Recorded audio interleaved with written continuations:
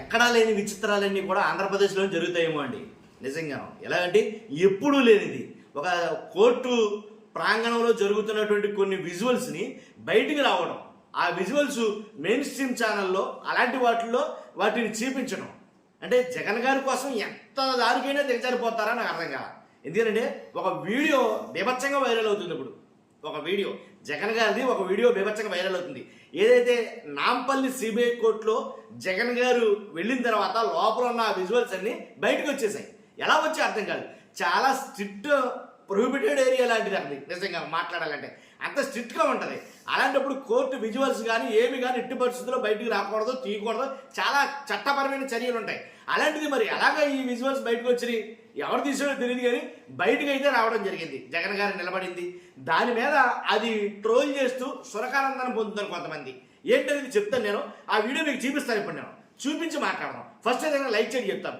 నిజాలేంటో రాష్ట్ర ప్రజలకు తెలియాలా, మీ బాధ్యతగా లైక్ చేయండి. కొత్తగా మన ఛానల్ చూస్తే పక్కగా సబ్స్క్రైబ్ చేయండి. మీ అమూల్యమైన అభిప్రాయాన్ని కామెంట్ రూపంలో తెలియజేయండి. ఇప్పుడు వీడియో పెడతాను చూడండి ఒకసారి. ఇదే ఆ వీడియో చూడండి. అక్కడ కనిపిస్తుంది కదా. అయితే ఈ వీడియోలో జగన్ గారిని ఓన్లీ జగన్ గారిని జూమ్ చేశారు. చూస్తున్నారుగా, జగన్ గారిని జూమ్ చేసి అది ఆ పక్కన న్యాయవాదులు ఉన్నారు చాలా మటుకి, వాళ్ళందరూ కూడా నిలబడే ఉన్నారు. అలాగే కోర్టులో ఇంకా కొంతమంది సిబ్బంది కూడా నిలబడే ఉన్నారు. అంటే జడ్జి గారు ఎదుట జగన్ నిలబడి ఉన్నారు. దీనికి టైటిల్స్ ఏం పెడతారు అనుకున్నారు? మియం మియం పిల్లి అని పెట్టి పులివెందుల పిల్లి అని తమ్నైల్స్ పెట్టడం ఏంటి, అదో ఆనందం. నిజంగా మీకు అర్థం కావట్లేదు. ఇక్కడ చూడండి, పర్టికులర్గా ఈ వీడియోలో ఓన్లీ జగన్ గారినే ఫోకస్ చేస్తూ జగన్ గారు ఏం మాట్లాడుతున్నారో, జగన్ గారు నిలబడ్డాడో, ఏం చేస్తాడో, ఎలా ఉన్నాడో ఏంటి అంటే మియం మియం పిల్లిలాగా ఎంత సైలెంట్గా ఉన్నాడో అన్నట్టుగా వీళ్ళు వాళ్ళ ఆనందాన్ని పొందుతున్నారు. అది అందుగురించే జూమ్ చేస్తారో మళ్ళీ Zoom out Zoom in, Zoom out Zoom in ఇలా చేయటం అయితే జరిగింది. కానీ ఇది చాలా అసలు ఇలాంటి ఫుటేజ్ బయటకు ఎలా వచ్చిందో నాకైతే అర్థం కావట్లేదు. అసలు తీనవరు, అసలు చాలా చిన్న క్లిప్పింగ్ కూడా తీనవరు. అక్కడ అంత స్ట్రిక్ట్గా ఉంటుంది కోర్టు ప్రాంగణం. మరి అలాంటిది ఎలా తీశారు, ఎవరు తీశారు అనేది నాకు అర్థం కాలేదు. కానీ ఇలా తీయటం అనేది చట్టరీత్యా నేరం నన్ను అడిగితే కనుక.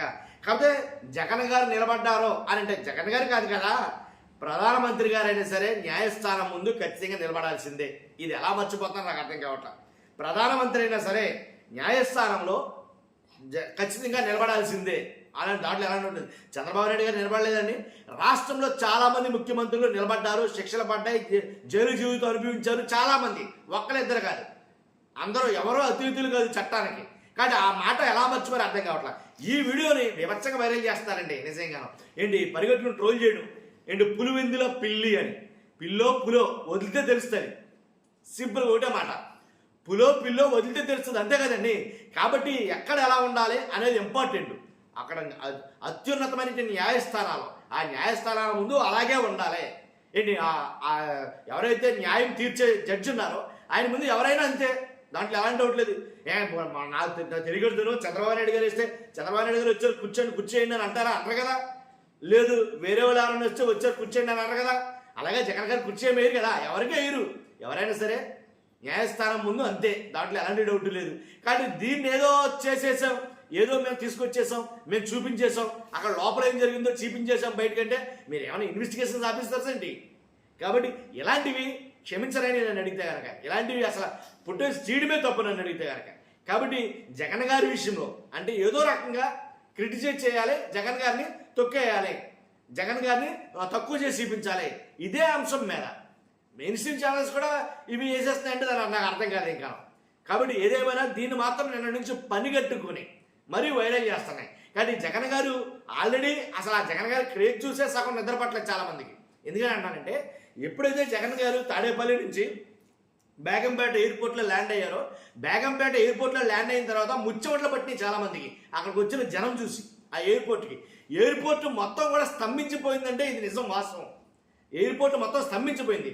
తర్వాత ఆ ఎయిర్పోర్ట్ నుంచి ఏదైతే నాంపల్లిలో ఉందో సిబిఐ కోర్టు, ఆ సిబిఐ కోర్టుకి వెళ్ళే దారిలో జగన్ గారు కూడా జనం నడిచారు, జగన్ గారు కూడా జనం వచ్చారు ర్యాలీగా, భారీ ర్యాలీగా. ఏంటి దారి పొడవునా ఫ్లెక్సీలు.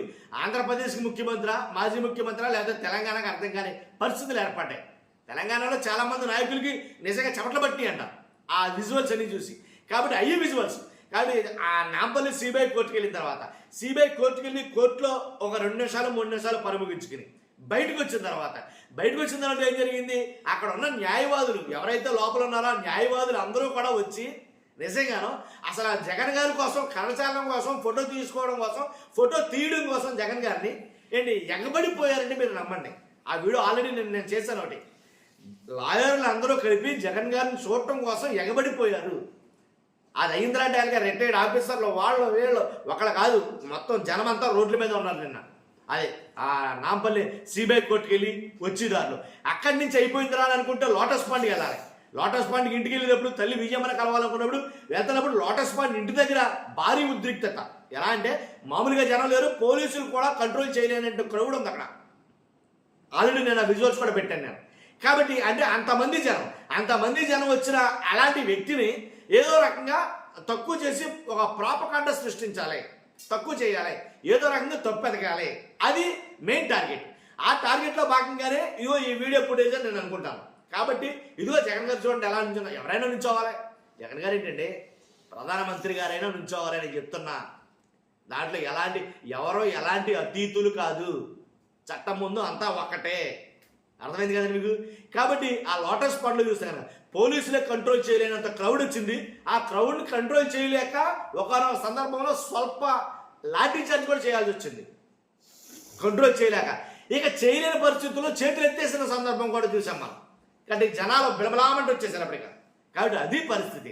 కాబట్టి అలాంటివన్నీ చూసి కాబట్టి అది కరెక్ట్ కాదనుకున్నారు, ఏమనుకున్నారు తెలియదు. కానీ ఈ విజువల్స్ అయితే కనుక ఇప్పుడు ఇవి చూపిస్తారు. మీకు రాజకీయంగా ఏమని ఉంటే కనుక రాజకీయంగా ఎదుర్కోవాలంటే ఇలాంటివన్నీ కాదని నాకు అనిపించింది. ఎందుకు పర్సనల్గా నాకు అనిపించింది. కాబట్టి చూస్తున్న మీరు అందరూ కూడా మీ అభిప్రాయాన్ని కామెంట్ రూపంలో తెలియజేయండి. ఫస్ట్ అయితే లైక్ చేయండి. Thank you very much.